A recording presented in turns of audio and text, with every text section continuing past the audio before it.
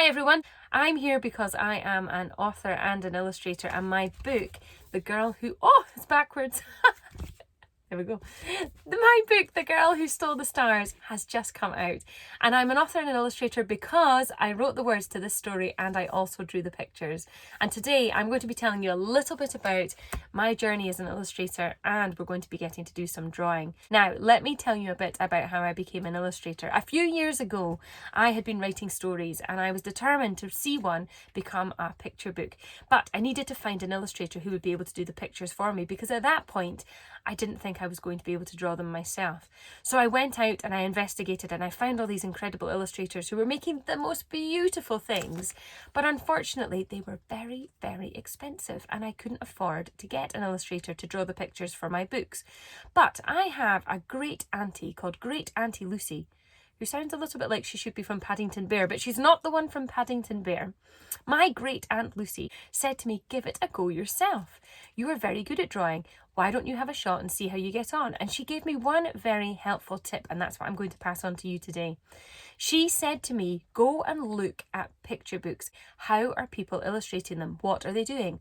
Are they cutting things out and sticking them down? Are they using ink? Are they using paint? Are they using pens? Are they using a mixture of everything? What are they doing to make the book? And she said to me, go away and explore different ways of illustrating and making picture books and see how you get on. And I did. And that was really how my journey began. I started to teach myself how to draw. I looked at what other illustrators were doing. I tried it out.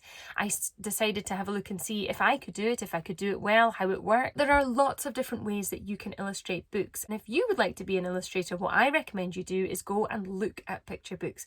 Have a look and see what people are doing to illustrate them. And then try and replicate that yourself and see if you can manage to create a similar picture. What you'll usually find is it will never be identical to what you've seen in the book, because you almost put your own style to it. So your own style will then start to emerge by practicing, trying different techniques and different ways of illustrating books. So that's a little bit about how I became an illustrator. And I have to tell you that it took lots and lots of practice and I made loads of mistakes. And mistakes for me are really, really good, because if you don't make a mistake, how do you know how to get better? So I would look at my work and I would say, it's not quite right. What do I need to change? And then I would go away and I would try it again.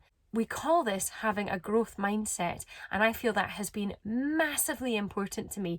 I had to keep saying to myself to keep trying to improve, to always look at my work and say, well, it's not there yet, but how can it be better? How can I do this? How can I reach that end goal? And it did take a lot of practice and it did take a lot of time, but eventually I got there and I was really pleased that I did. And I'm going to show you how far I've come. Wait there. Let me show you just exactly what I mean by this. So one of the first pictures I drew of the girl climbing up the ladder to get the stars was this. Now, if this is where I started, you can now see the difference between that picture and that picture. So it took a lot of practice. It took a lot of hard work. There were points where I actually wanted to cry, and I would say to my husband, I don't think I could do this. I don't think I could do this. And he was very good at saying to me, you can do this, keep going. And I did. And we had lots of practice. I think that's lots of girls that I was drawing there for the main character. You can see here the woolly jumper starts to emerge. And then eventually we get on to girls starting to climb up ladders that are resembling the main character. And I must have maybe about 100 bits of paper with ladders and with girls climbing up ladders, and I had to keep practicing until eventually we got to the picture that I was looking for. So let me tell you that mistakes matter. If you make a mistake, don't look at it as a negative, look at it as a positive, because you're recognizing something isn't right and that you need to make it better. What you actually don't always see from illustrators is the mountains and mountains and mountains of sketchbooks that they have. And inside those sketchbooks, there are different things they are trying, there are loads of mistakes, it is practice, practice, practice. But unfortunately, all you usually get to see is the end result. So it's really important to understand that there's a huge journey that goes on behind the scenes in terms of being able to create something like a picture book. And I'll show you some of the sketchbook just now. Mine are varied because sometimes my kids get hold of them and they draw in them as well. But I'll give you a quick flick through of some of all the things. There we go. Loads of drawings in there, loads of doodles. Oh, there's a grouse randomly at the back. Here's another one, and I probably have maybe about 20 odd of these pictures, of these sketch pads. Here's another one. It just takes lots and lots and lots of practice, lots of drawing, and lots of time and lots of effort. Anyway, today we are going to be doing some drawing together, which I am super excited about, mainly because I get to draw as well.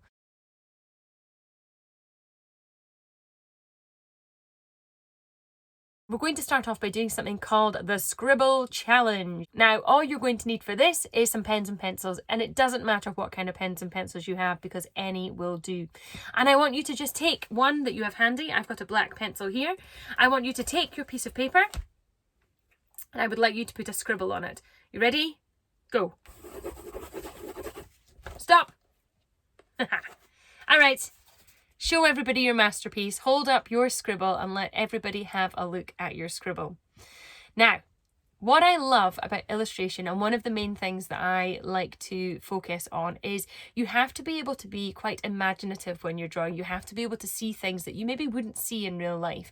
So for example, a girl climbing up a ladder to take all the stars from the sky wouldn't necessarily happen. You need to have the imagination to make that happen. Often you'll find a lot of these children's picture books have animals that have come to life, and you have to be able to bring things to life in order for people to be able to relate to them. What I would like you to now do is you're going to swap scribbles with somebody nearby to you. So either across the table from you or beside you, swap your scribble over with somebody that you can reach quite quickly. Do that now. Okay, hopefully everybody has a brand new scribble in front of them.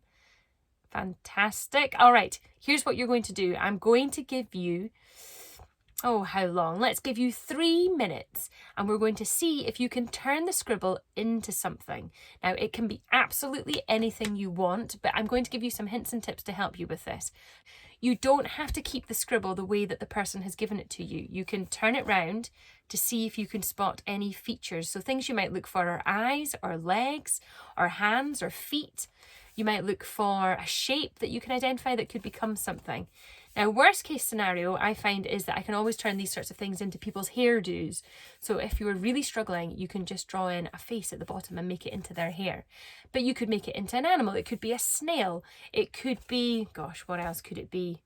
I need to have a really good look at this one. You'll be able to see lots of different shapes and things. Look for eyes and see what you can spot. But I'm going to give you 3 minutes on the timer to see if you can turn your scribble into something. A couple of things you need to know about the Scribble Challenge. Number 1, you can use any colour you want, so you can add colours. Number 2, it doesn't have to be perfect, and you can turn it into anything.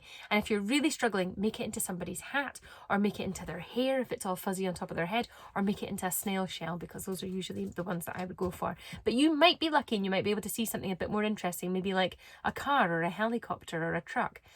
So here comes my timer. Da, da, da, da, da.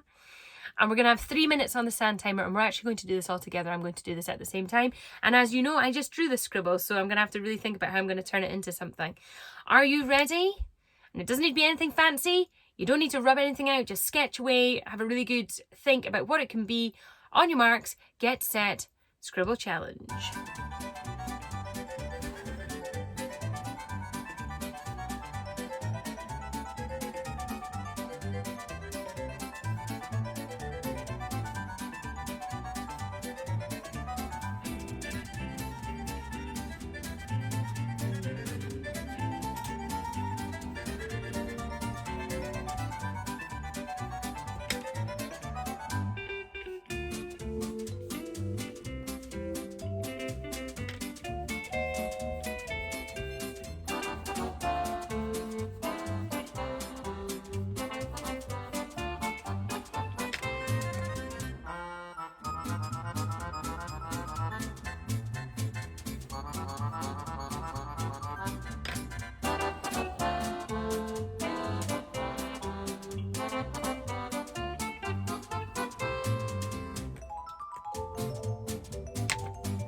Show you mine so far if any of you are starting to struggle.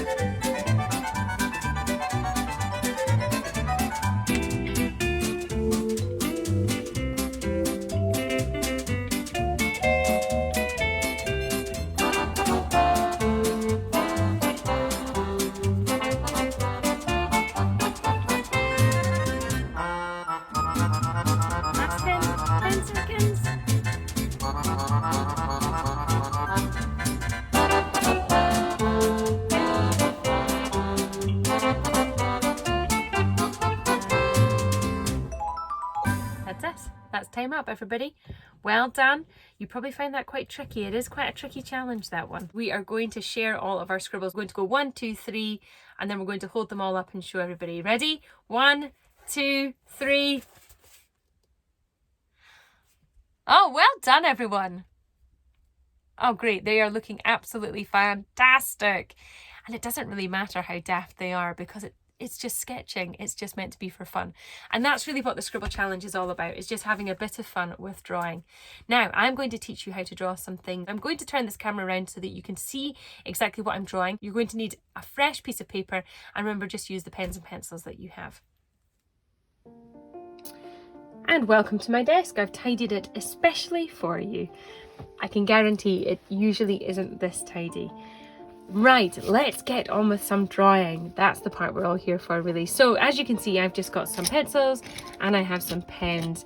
And I think what we'll do first of all is we'll start by just using one of our pens. We're going to do a bit of a practice and a bit of a warm-up because there are some shapes and lines that I would like you to practice first before we get on to doing the actual illustration that we're going to be doing today. So the first thing we're going to be looking at is the circle shape, and you can draw this on your piece of paper. This is just your practice, because we're going to be using this circle shape quite a lot, but we're also going to be using a curly K and a backwards curly K. So these are some of the shapes that we will be needing to do today, and you can have a quick practice of doing them. So we go circle, curly K, backwards curly K. Other shape we're going to need today is a V shape. And for the V shape, it's just simply down and up. We can practice a few of those, get the hand moving in the right direction. And the next thing I'm going to get you to do a quick practice of is what I call curly whirlies. And curly whirlies look like this. Now, the good thing with curly whirlies is that you can do them big,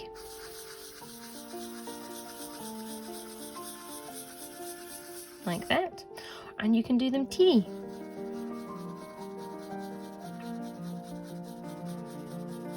like that. And what you notice when you do them big and teeny is that the big ones, obviously you can see more of the white, and the little ones are slightly darker. And this is quite useful when we're doing some of our colouring at the end, because you can darken things by using the curly whirlies to add some darkness and light into the picture. And that's what makes pictures look 3D, is when you add dark and light features to them. Let's also have a look at doing some dark and light with the patterns that we have done already. So what I would like you to do is choose a colour, choose a colour pencil, because it's pencil you're going to need. I'm going to need to sharpen that one.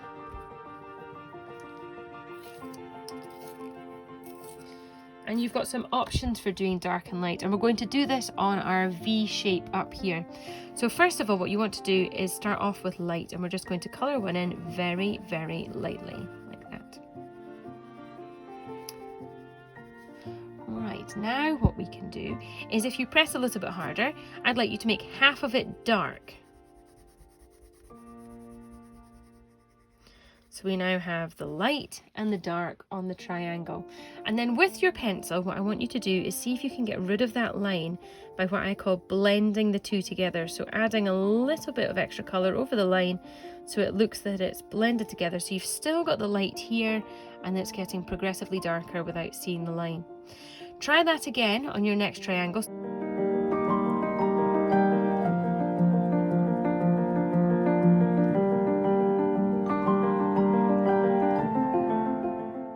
Now, I would also like you to see if in your pencil pack you have a dark grey or a dark black.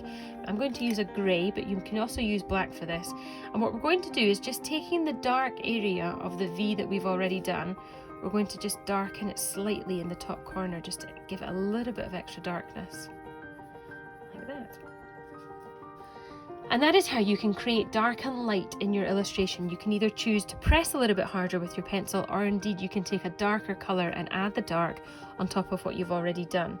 You might be lucky enough, for example, if I look in my pen pot, to have different shades of the same colour, and one might be lighter and one might be darker, and you might be able to work with those in order to create light and dark within your pictures. But light and dark is going to be really important today, as well as all these shapes that we've been doing.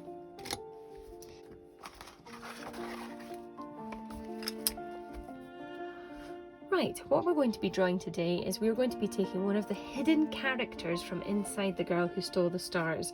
So if you haven't had a chance to see my book yet, let me show you what I'm talking about. Inside this book there is hidden a little mouse, and his name is Chris. He is Chris Mouse. He's actually one of my favourite characters to draw, but you have to look very carefully to find him because he is actually very small and hidden within the pages.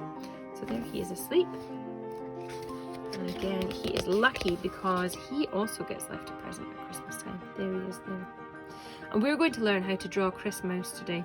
Now my favourite part of Chris Mouse and my favourite part of illustrating is drawing woolly jumpers, and you can see the curly whirlies that I have in here, and I use that an awful lot in my drawing because I really enjoy a woolly jumper. There it is again there. And what I do is I use the curly whirlies to create dark and light and to create texture in the image. So we're going to be giving our mouse a woolly jumper today. So what we're going to do first of all is you're going to start by looking at where the middle point is in your page. So you want to find the halfway point like that, and you're going to have a think about where you're going to draw your picture, because quite often you'll find that you'll tend to probably start below halfway, which doesn't leave you very much room at the bottom. We're going to be starting with the head just above the halfway point on your page, so you've got plenty of room to draw the rest of the body. So finding halfway in the page, you're wanting to draw the first part of Chris Mouse's head, which is going to be a V shape just slightly above the halfway point on your page. And we simply go down and up to create the V. You're probably going to be able to work out what part of his face this is going to be. This is obviously going to be his nose. We're now going to be looking at drawing in his ears. The ears are going to be two curly Ks. The first one starts just beyond the halfway point. So if his nose is going to be here, we go up and then slightly over to the side, and we're going to do a nice big curly K round and join on to the top of the V that you've already done.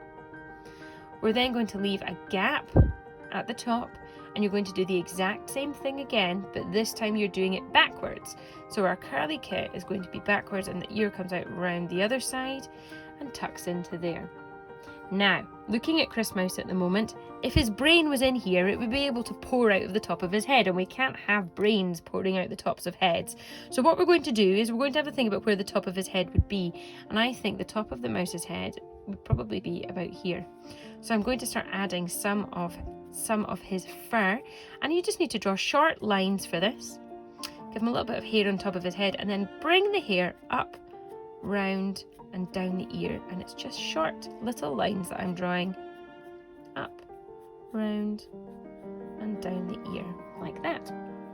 So you can see now we've got two ears, we've got his brain staying inside his head, and now what we're going to need to do is give him some eyes. Now we're going to make him a cartoon mouse, so we're going to give him two circles for eyes, 1 and 2, and inside the eyes I put the black dots. Now quite often when I do the black dots I leave a little tiny fleck of white, and the reason for that is I just like to show that the light is reflecting on the eye. So I'm going to do a wee black circle like that, but you'll notice that I'll leave a tiny little bit of white in the middle there. Let me bring that up to show you, like that. So see if you can add in Chris Mouse's eyes, the black circles. The next part we're going to do is his nose, and I particularly like the nose because I don't like it to be too perfect. I like it to be quite rough and obviously drawn. If you look at some of my original Chris Mouses, and I'll show you them here, this is a good example. Here's one of the ones that I drew for the book, and if you look very carefully at his nose, it's not a perfect nose, it's just a squiggle with the pen, and I quite like that effect. I like to show people that it has been drawn. It's not just stuck on. So what we're going to do is we're just going to do a round circle squiggle for the nose. You don't want it right on the tip, you want it slightly further into his body, and we just go like that. And you can leave some white in the nose again as well. Very good. Now the next part is the really important part, and I'm going to show you first before you do this. We are going to be giving Chris Mouse some eyebrows. Now eyebrows, when you're drawing them onto characters, are really, really important because they show us the emotion of the character. Let me show you how that works.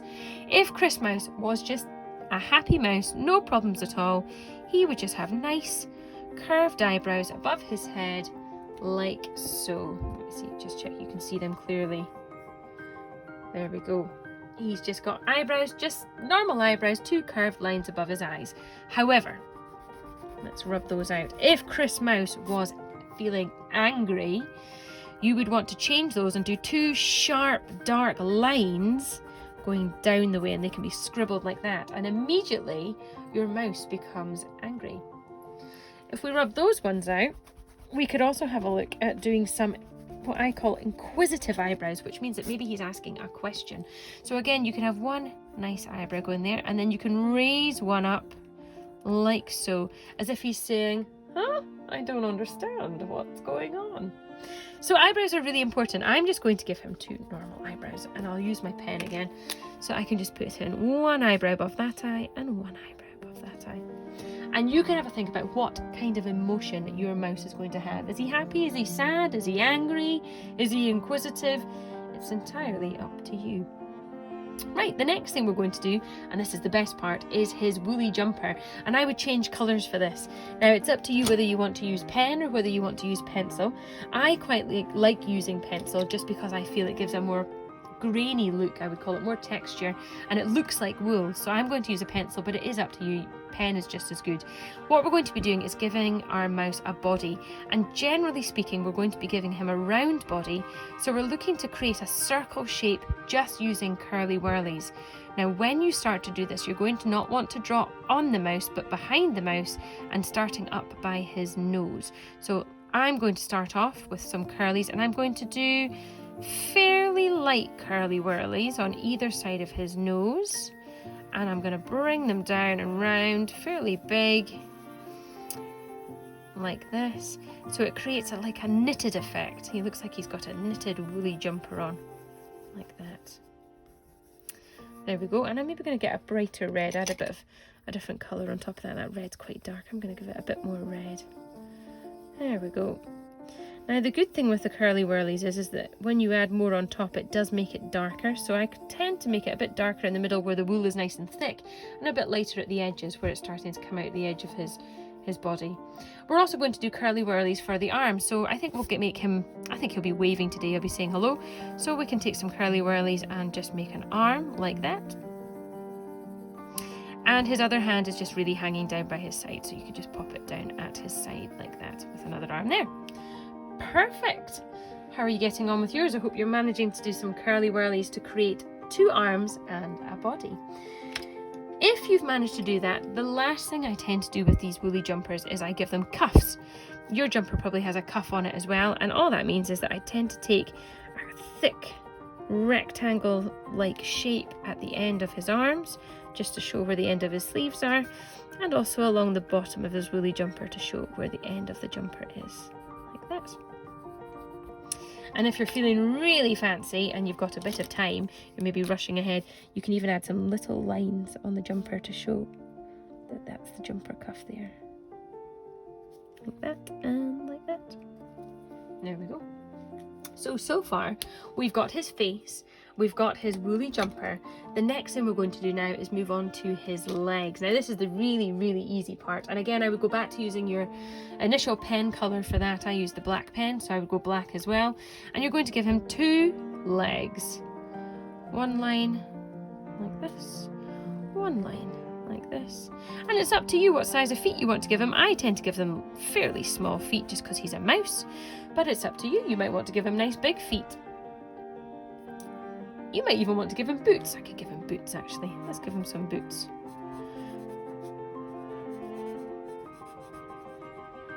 There we go. It's up to you what you want him to wear on his feet, but you can just draw them in with your pen. And we're also going to need to give him some hands. Let's not forget his fingers. So if you've finished with the legs and he's got his shoes or his boots on, then let's have a look at his hands. Now, at the moment, Chris Mouse is waving. And if I was waving, my hand would be facing this way, which means the thumb is going to be closest to his ear, and then you've got 4 fingers coming out from there. So the first thing I'm going to do is go up to the cuff, and I'm going to draw the thumb, curving round like that, and then I'm just going to draw in the 4 fingers and the little one at the end. So 1, 2, 3, and a little finger at the end, and that's him waving. And interestingly, if his other hand is down here, you tend to find that most people would stand with their hand this sort of direction. So you're going to draw the thumb first again, and then a couple of fingers, but you probably wouldn't see all the fingers because it's down at his side. So we've got his waving hand, and we've got his side on hand. Next, what we're going to do is a bit of the light and dark shading that I was telling you about. So you're going to need to think about what colour you would like your mouse to be. I'm going to make my mouse grey because he is grey in my book, so I'm going to make him grey, but he actually can be any colour you like. He doesn't have to be grey. And we're also going to need to have some colour for inside his ear, and usually for inside his ear I go for pink. And I tend to use a light pink and a dark pink, but remember you can just press harder if you're wanting to create light. If you're wanting to create light and dark. So let's do the inside of his ears first. First, what you want to do is start off with the light colour or the light shading of his ears. So you're going to do that just inside of the line that you've drawn, on both sides.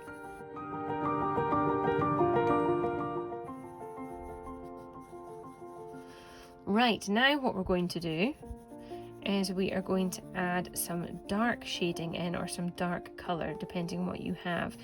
So you can either do this by pressing a bit harder or choosing a darker colour, and we're going to add some dark colouring down to the bottom corner of the ears to give it what I call a bit more depth, to show that there's a darker area of the ear, and then it gets lighter the closer to the surface it comes. So I've added a bit of dark shading, but I'm just going to add some extra dark pink into the corner there. And I'm going to blend it in again. I'm not going to have sharp lines, so I'm just going to blend with my pencil to try and bring the two colours together.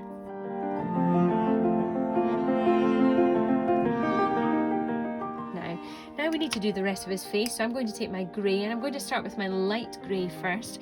If you only have one colour that you're using, all you want to do is start with some light shading. So you're going to colour his whole face in the light colour that you have, but you want to do it in the direction you think his fur would be going. So you'll see that I'm drawing down towards his nose and then up round his ears, because that is the direction that you would go in if it was the fur on his body. Up and round and down, like that. Last thing we're going to do is we're going to add a little bit of dark shading to his face as well. Again, you can either use the colour that you've already been using, maybe you've been using a brown or a different colour, and you can press a little bit harder if you need to. I'm going to go for a darker grey. So this was the light grey that I started with, and I'm now switching to a darker grey. I'm going to add some dark under his ears. So basically you want to look at wherever you think there would be some darker shading, wherever the light's not going to hit really on his face or on his ears. I'm going to make those slightly darker. I'm going to just put a bit of shading down the sides of his face as well, like so, and then round the outside of his eyes, a bit darker there, and maybe a little bit just at the top here as well.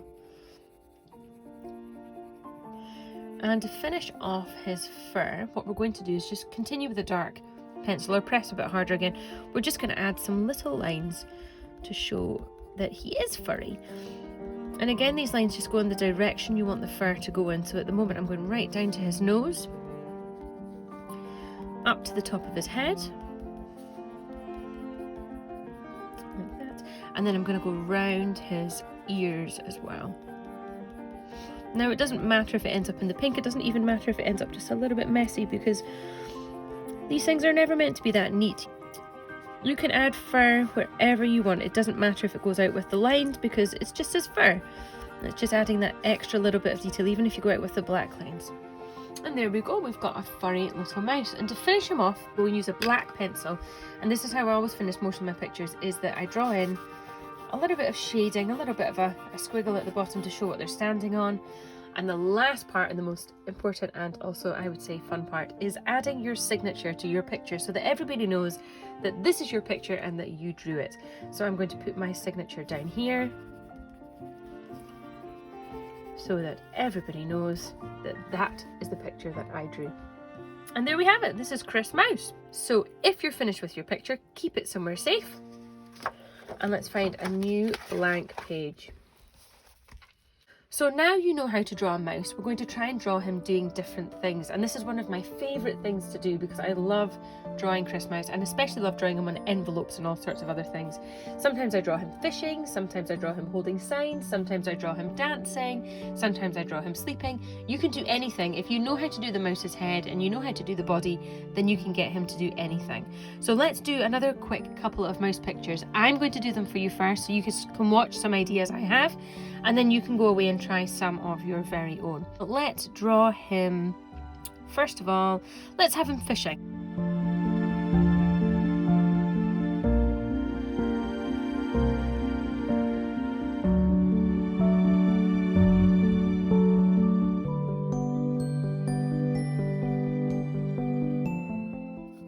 There we go. And there he is fishing.